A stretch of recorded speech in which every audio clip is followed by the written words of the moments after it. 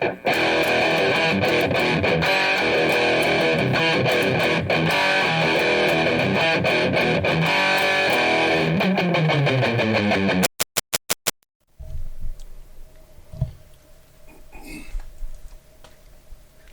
Shane here, Gemini Garage, and I just happened to be in the middle of this little project, and I thought, this is a good opportunity to make a little video. This is a pole saw, one of those little saws. It's almost like a weed whacker.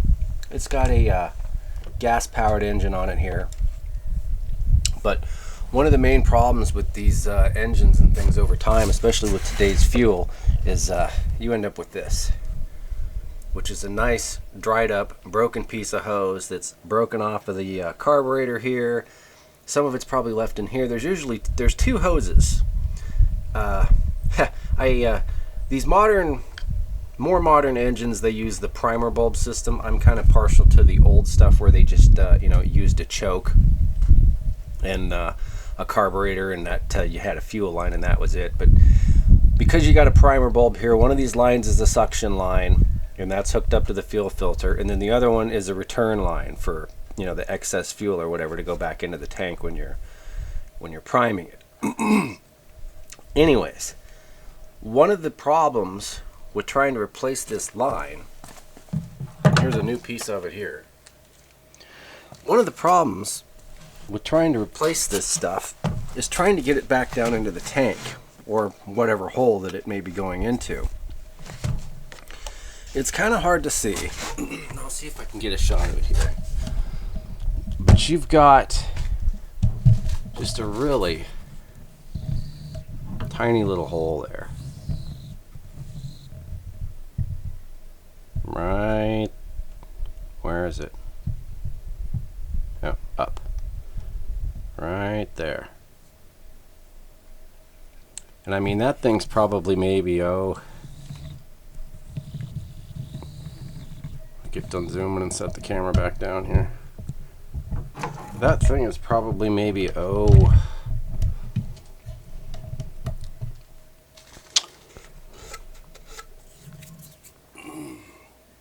probably about that's probably maybe 3/16, maybe a 1/4 inch, somewhere in there.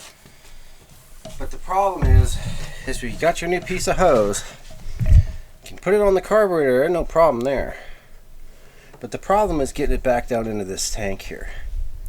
And for some strange reason, because this hose is usually pretty rubbery and pretty soft, it's your instinct to just want to kind of try and shove it and force it down through there.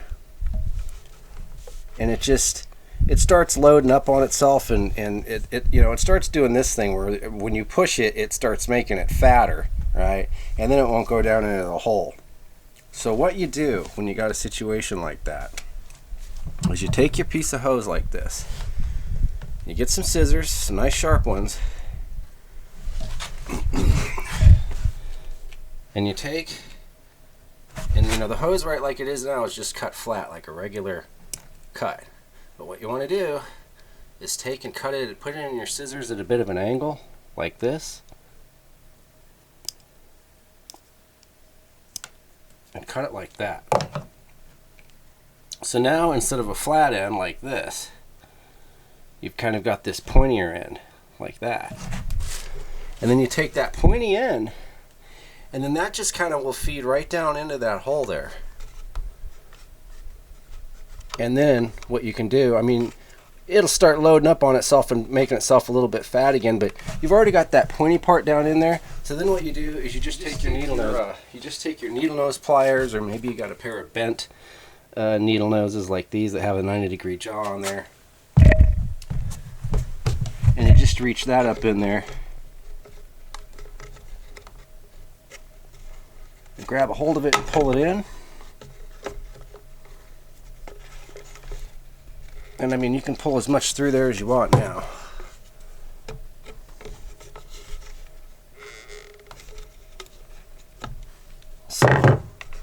So there you go. If you've ever just had an absolutely ridiculous time trying to run one of those hoses through, that's the secret to doing it. This one here, we'll just trim this one flat here. That one goes on the carburetor. just like that.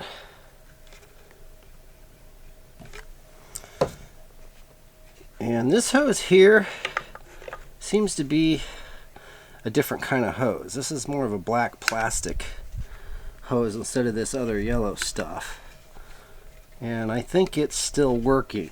I think it's still a viable hose, but this other one was just pretty much rotted. I am going to take and just trim a little bit off this end here. But sometimes these ends get a little bit flared and they just don't seal around these fittings on the carburetor as well as they should. So if the hose is still good, but it's just kind of, you know, if it just kind of gets, you know, enlarged and hardened like that to where it just kind of falls off of there, then if the rest of the hose is still good, you can just kind of trim the end. But this black one here, this hose is the one that's got the fuel filter on the other end of it. So just put this new primer bulb on there. So, and that on this one was pretty easy. It was just take the 2 screws off, take the metal plate off, push the bulb in there, and put the plate back on the carburetor. So that's all there was to that. So anyways, also not a bad idea to these primer bulbs, you know, sometimes they come in packages and there's different kinds of those. Not a bad idea. If you see these, I mean, you can see this, they have this stuff in the auto parts stores now a lot of times. But if you see packages of these, any kind of primer bulbs or, you know, any type of this little fuel line or something, get some, because I guarantee you've got some type of a piece of equipment around your house that takes that kind of stuff, and it's really nice to be able to, you know how it is. There's nothing worse than having lawn garden equipment that will not start or work when you need it to, and you know, or it could be your chainsaw, you know, maybe it's you know, not just your weed eater, maybe it's something more important. So again, just a little extra help for getting that fuel line on there. Shane, Gemini Garage.